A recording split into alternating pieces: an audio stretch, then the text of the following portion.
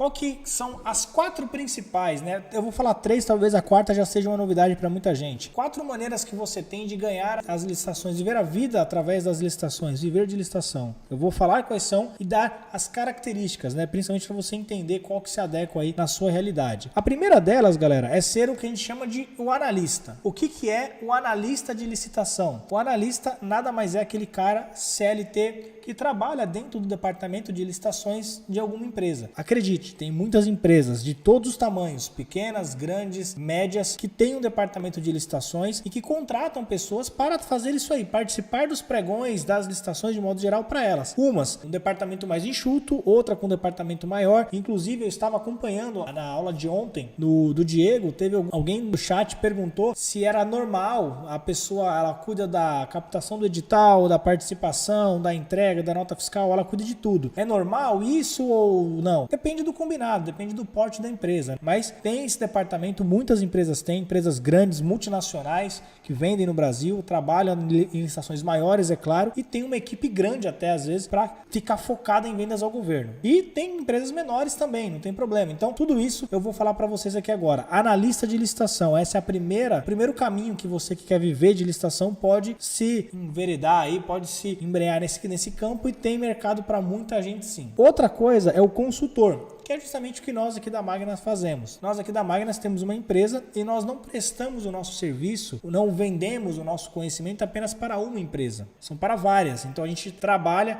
atendendo várias empresas. Tem lado bom e tem lado ruim. Eu já vou dar as características de todas essas. Mas existe essa opção também de você não ter a exclusividade de atender apenas uma empresa. Você pode atender várias. Claro que para isso requer uma certa estrutura e eu vou falar, como eu falei mais para frente, que eu vou falar as características mais importantes desse segmento, mas dá para você ser também um consultor, ter uma empresa aí, um CNPJ onde atende mais de uma empresa. A outra é você, claro, talvez essa que a maioria pensa em quando pensa em vendas ao governo e licitação, é você vender para o governo mesmo. Você abrir o seu CNPJ ali e vender seu material de escritório, seu produto de limpeza, seus descartáveis, prestar o seu serviço de dedetização, seu serviço de terceirização de mão de obra, enfim, ter uma empresa que trabalha diretamente com as vendas no governo. Essas outras 2 opções que eu dei até agora, veja que você trabalha com o governo, mas de forma indireta, né? Não é com a sua empresa ou é com a empresa do seu empregador, digamos assim, né? Nesse caso não, é você mesmo vendendo diretamente para o governo. Existe essa opção. Nós aqui também temos uma empresa que vende para o governo. Então nós também trabalhamos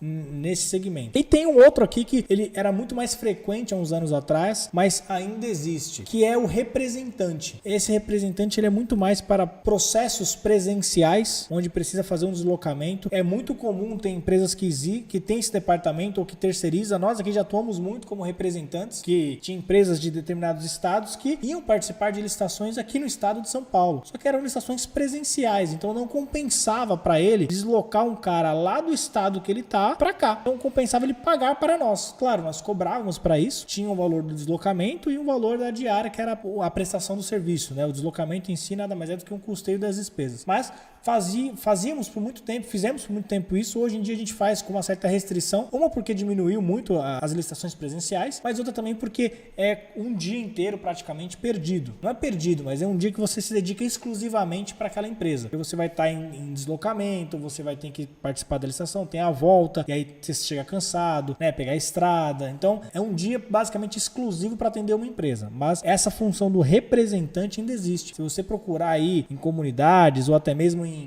essas comunidades que tem no Facebook ou até mesmo no Instagram, eventualmente a galera comenta: preciso de um representante para a cidade tal, né? Eles contratam alguém da região. Se você trabalha numa capital ou numa cidade que tem muita licitação presencial, talvez seja um mercado para você aí também ser esse representante. Claro que você vai precisar entender de como funciona a licitação, porque licitações presenciais têm algumas características e eu vou falar daqui a pouco sobre todas. Então essas 4 são ali as principais, né, as grandes, as macros, a que todo mundo já conhece, ou das características dela, subnichos aí das licitações que você pode atuar, que é difícil inclusive você encontrar alguém capacitado nessa área. Então se você conseguir se capacitar e treinar e ter aptidão para isso, você vai ter uma certa facilidade em conseguir clientes. O analista, quais são as características de quem quer ser um analista de licitação? Quer trabalhar CLT ali dentro de uma empresa, fazendo esse trabalho de participar das licitações, captação de edital, atualização de CNDs, enfim, todo esse processo. Ele tem que ser uma pessoa muito metódica, ele tem que ser ser uma pessoa muito criteriosa, porque ele vai ter que ter o horário para entrar, ter o horário para sair, dentro daquele horário ele tem que fazer tudo aquilo. Ele vai precisar ter o controle das CNDs muito bem certinho,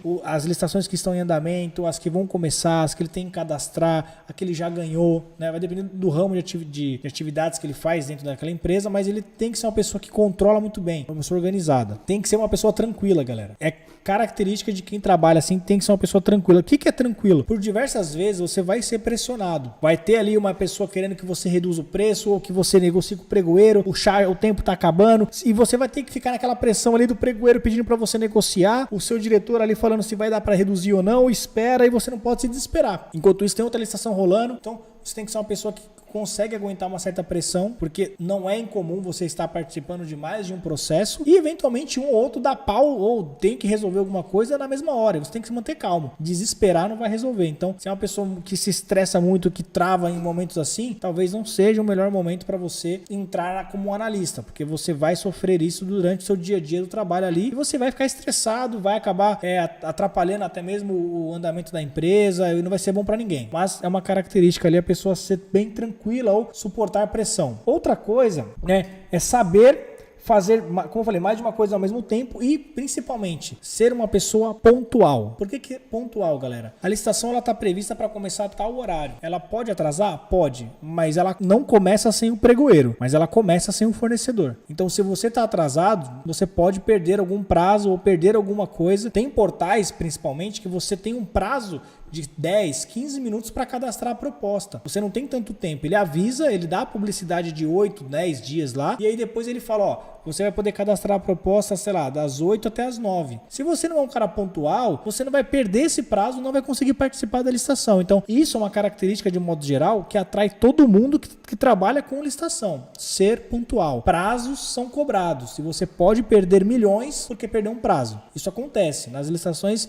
é muito comum. Você perder um prazo, atrasar na entrega, ou atrasar, por exemplo, em algum documento, perder o horário da licitação, ou então você está querendo dar um lance, só que o prazo é 2 minutos. Se você não se perde nesse prazo, esquece, não dá mais para você voltar no tempo e dar aquela oferta final. Então, tudo isso vai fazer com que você tenha sucesso ou não. Ser uma pessoa pontual. A licitação prevista começar a chegar às 7, às 8. Se você é um analista, eventualmente você pode ser, você pode ser escalado, digamos assim, para ir a uma licitação presencial. E é isso. A licitação começa às 8. Se você chegou lá às 8h30, você não participa. Tem órgão público que tem essa política. Então, o credenciamento é até tal hora. Você chegou atrasado, amigão, obrigado pela viagem, né? Você pode assistir a licitação, todo mundo pode ver, mas você não vai poder participar. Então, a pontualidade nesse ramo ela é muito importante. Essas são as características. O analista, geralmente, ele vai ser um CLT, ele vai ter uma certa estabilidade ali, né? Na questão de vai ter um 13º, vai ter férias, mas também não tem comissão. Dificilmente um analista ganha comissão, tá, galera? Ele tem um salário fixo. Então, é aquela estabilidade que a gente fala de todo mês saber quanto vai cair. Característica do analista. Se você se enquadra nessa situação, eu acho que tá aí um mercado bom para você atuar e começar já a procurar atividades aí, empresas que estão precisando de pessoas nessa área de analista de licitação. Segundo, o consultor, que é basicamente aqui o que a Magna faz. Tem a consultoria onde a gente atende algumas empresas, né? Tem alguns clientes. Quais são as características do consultor? A primeira delas, galera, é a iniciativa. A empresa é sua. Os problemas vão aparecer. Quem vai ter que resolver é você. Ninguém vai resolver para você. Numa empresa, dependendo do seu nível hierárquico, você passa o problema para cima. Dependendo do seu nível, o problema chega para você resolver. Mas enfim, você que sendo um consultor, principalmente para quem está começando, os problemas vão vir e você vai ter que abraçar eles e resolver. Não adianta jogar para debaixo do tapete que uma hora o tapete está cheio. Então, a característica de quem quer ser consultor, entender mais de tudo, né? Tipo assim, o consultor, o cara te procura para tirar dúvida. Então, você tem que ter um conhecimento muito legal nessa área, porque você não pode chegar pro seu cliente e falar, eu não sei. É igual você passar no médico e falar, eu tô com uma dor aqui na garganta. Ele fala, não sei o que pode ser. Pô, mas eu tô vindo aqui para você me receitar alguma coisa. Você tem que me atender. Então, é justamente isso. O consultor é o cara que a pessoa vai procurar e ele quer que você resolva o problema da pessoa, da empresa, no caso. Então, você tem que conhecer todas as etapas, todos os processos, todas as modalidades. Você não pode chegar para você e falar, eu não sei. Ou até pode, mas sabe que isso tem consequências. Então, o consultor, via de regra, ele tem que ter uma base muito boa, diferente do analista. O analista, muitas vezes, ele pode falar, olha, eu não sei, eu vou pesquisar. Está considerado, assim, tá dentro do escopo dele, é uma novidade. A empresa tem esse jogo de cintura, tem essa certa compreensão, porque sabe que às vezes é uma coisa nova. Agora, o consultor é uma empresa, o cara contratou você para você resolver os problemas dele, né? E ponto.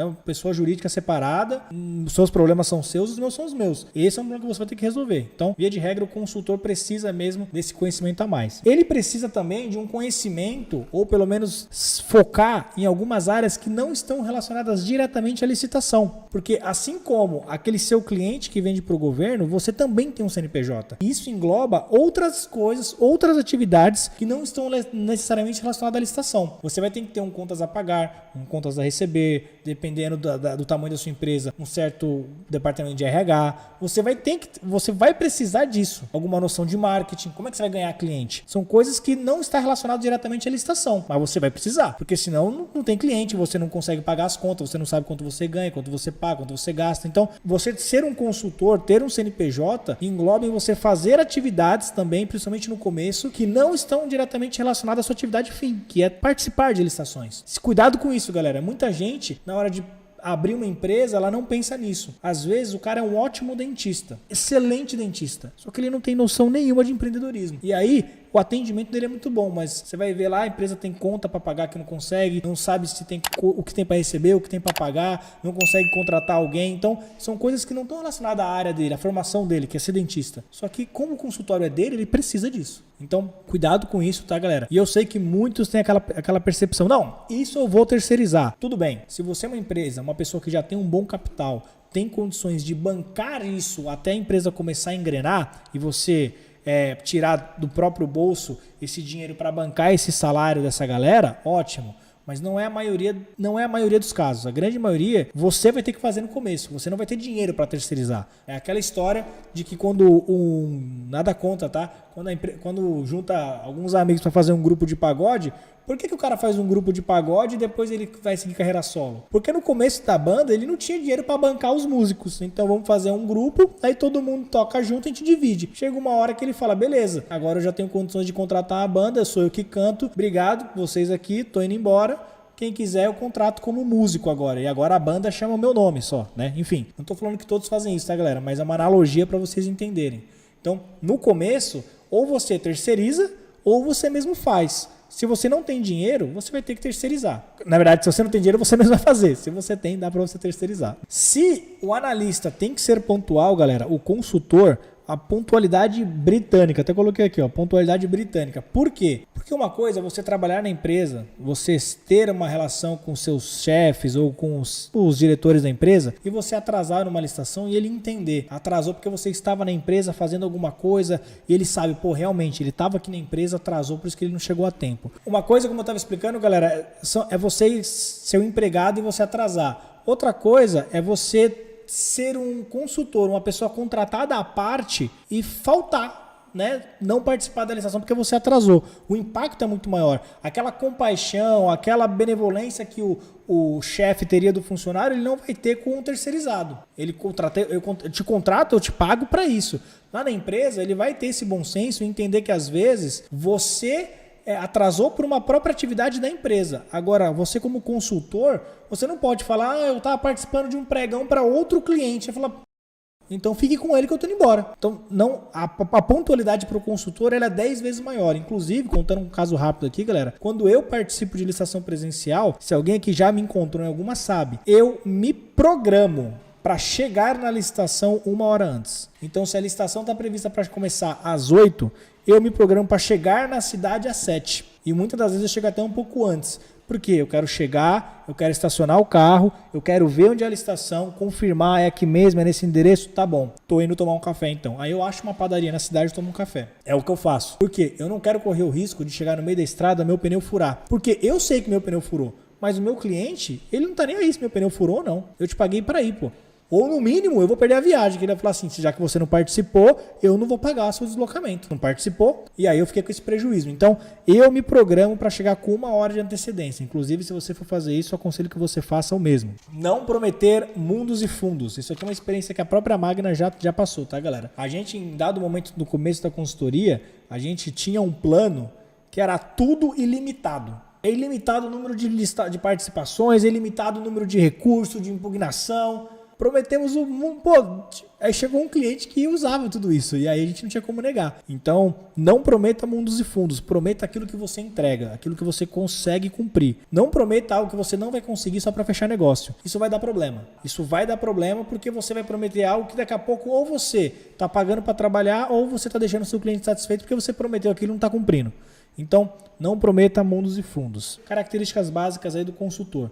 Do empreendedor, esse aí é igual ao consultor, que está um pouco pior algumas coisas. Na parte que eu falei de atividades que não são relacionadas à atividade fim. Tem que entender de logística, porque a entrega por sua conta. Até agora, o consultor, o analista, a entrega não era com ele. Pelo menos aqui na Magna, eu não participo da entrega dos nossos clientes. Esse é um problema dele, faz parte da atividade dele. Ele me contratou para vencer o processo, para entregar. Ele tem a transportadora dele, a malha dele, ele acha o jeito que ele vai entregar, a melhor maneira para ele entregar. Agora, quando você é o empreendedor que vende para o governo, isso você vai ter que se atentar.